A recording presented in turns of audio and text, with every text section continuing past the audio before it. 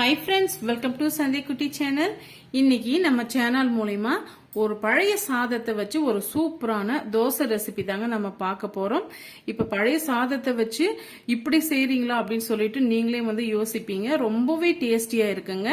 இப்ப நம்ம மாவு அரைச்சி ஒரு நாள் ஃபுல்லா வச்சு நெக்ஸ்ட் டே வந்து நம்ம சேர்த்து விட டக்குன்னு இந்த ரெசிபியை வந்து செய்து முடிச்சிடலாங்க. ஒரு 15 நிமிஷம் போதுங்க இந்த தோசை செய்யறதுக்கு. அதுக்கு பாத்தீங்கன்னா நான் 1 கப் அளவுக்கு சாதம் வந்து எடுத்து வச்சிருக்கேன். பழைய சாதம்னா வடிச்சிட்டு இப்ப நம்ம மதியம் டைம்ல வந்து சாதம் மீறும் இல்லைங்களா, அந்த சாதம் தான் நான் எடுத்து வச்சிருக்கேன். இப்ப ஒரு மிக்சிங் பவுல்ல வந்து நம்ம சேர்த்து விட்டுக்கலாம்.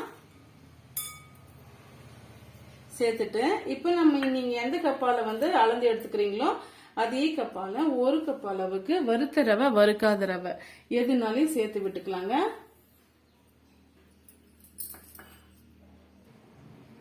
அதே கப்பால அரை கப் அளவுக்கு நம்ம தயிர் வந்து சேர்த்துக்கலாங்க. கொஞ்சம் வந்து புளிச்ச தயிரை வந்து நீங்க எடுத்துக்கோங்க, அப்பதான் வந்து டேஸ்டியா இருக்கும். நம்ம சேர்த்திருக்க ரவையும் வந்து நல்லா ஒரு கிறிஸ்பியான டேஸ்ட் நமக்கு வருங்க.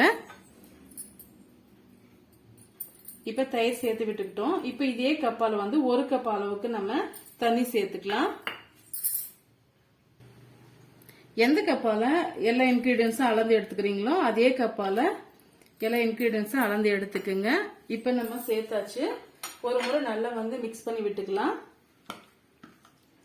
1 கப் அளவுக்கு தண்ணி சேர்த்தாவே கரெக்டா இருக்குங்க. அதிகமான தண்ணி வந்து சேர்த்து விட்டுறாதீங்க.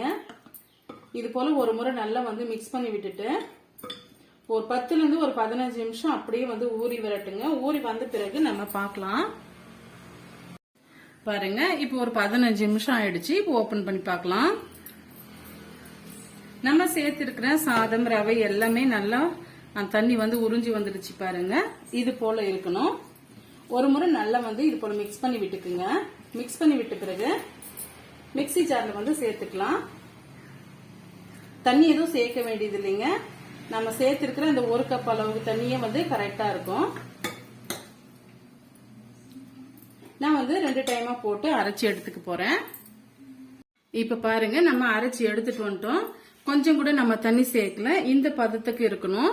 தோசை மாவு கன்சிஸ்டன்சிக்கு இருக்கணுங்க. நல்லா நைஸாவும் இருக்கணும். இப்ப பாருங்க, இந்த கரண்டி மேல நான் காமிக்கிறேன். நான் இந்த பதத்துக்கு இருக்கணுங்க. அப்பதான் வந்து கரெக்டான பதமா நம்ம அரைச்சி இருக்கோன்றது அர்த்தம்.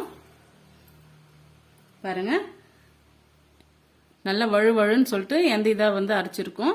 இப்ப இது கூடவே தேவையான அளவுக்கு நம்ம சால்ட் சேர்த்துக்கலாம்.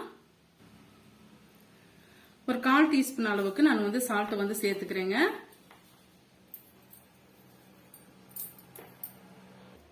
இது கூடவே விருப்பப்பட்ட ஒரு பிஞ்ச் அளவுக்கு ஆப்ப சோடா வந்து சேர்த்துக்குங்க. நான் வந்து சேர்க்கல.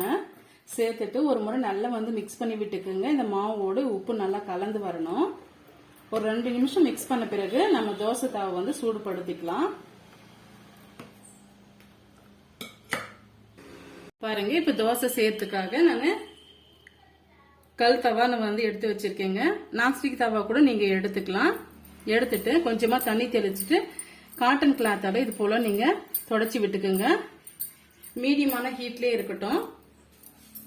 இப்ப நம்ம எடுத்து வச்சிருக்க மாவு வந்து ஒரு முறை நல்லா வந்து மிக்ஸ் பண்ணி விட்டுக்குங்க. இது போல மிக்ஸ் பண்ணி விட்ட பிறகு எந்த அளவுக்கு வந்து உங்களுக்கு தோசை வந்து கிறிஸ்பியா வேணுமா இல்ல வந்து திக்னஸ் வந்து குறைவா மெல்லிசமா வேணுமான்ட்டு பார்த்துட்டு நீங்க மாவு வந்து சேர்த்துக்குங்க.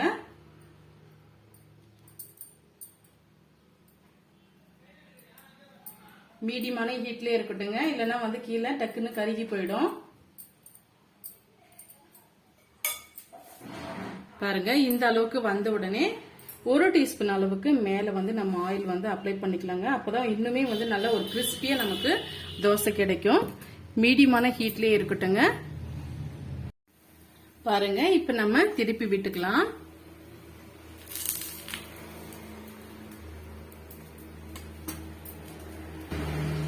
பத்தே நிமிஷத்துல நம்ம மாவு அரைச்சி கஷ்டப்படாம ஒரு ஈஸியான முறையில நம்ம தோசை வந்து செய்து முடிச்சிட்டுங்க. இதே போல எல்லா தோசையும் நம்ம செய்து முடிச்சிட்டு பார்க்கலாங்க. 10 நிமிஷத்துல ஒரு சூப்பரான டேஸ்டியான நம்ம தோசை வந்து செய்து முடிச்சிட்டுங்க. இந்த தோசை ரெசிபியோட நான் மட்டன் குழம்பு தான் வந்து சர்வ் பண்ணிக்க போறேன். ரொம்பவே டேஸ்டியான இந்த தோசை ரெசிபி வந்து உங்களுக்கு பிடிக்கும்னு நினைக்கிறேன். பிடிச்சிருந்தா மறக்காம சந்திக்குட்டி சேனலுக்கு சப்ஸ்கிரைப் பண்ணுங்க, லைக் பண்ணுங்க, ஃப்ரெண்ட்ஸ் அண்ட் ஃபேமிலியோட நிறைய ஷேர் பண்ணுங்க. தேங்க்யூ ஃபார் வாட்சிங். Thank you my friends.